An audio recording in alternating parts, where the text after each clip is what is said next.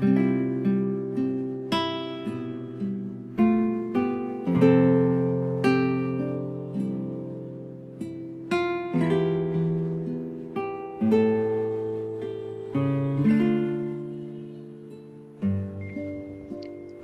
mabuting balita ng Panginoon ayon kay San Mateo.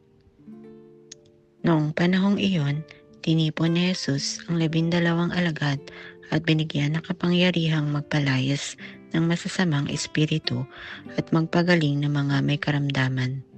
Ito ang pangalan ng 12 apostol, si Simon na tinatawag na Pedro at si Andres na kanyang kapatid, sina Santiago at Juan na mga anak ni Zebedeo, sina Felipe at Bartolome, si Tomas at si Mateo na publikano, si Santiago na anak ni Alfeo at si Tadeo, si Simong Makabayan at si Judas Iscariote ang nagkanulo kay Jesus.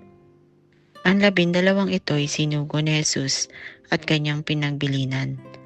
Huwag kayong pupunta sa lugar ng mga Hentil o sa alinmang bayan ng mga Samaritano. Sa halip ay hanapin ninyo ang mga nawawalang tupa ng sambahayan ng Israel.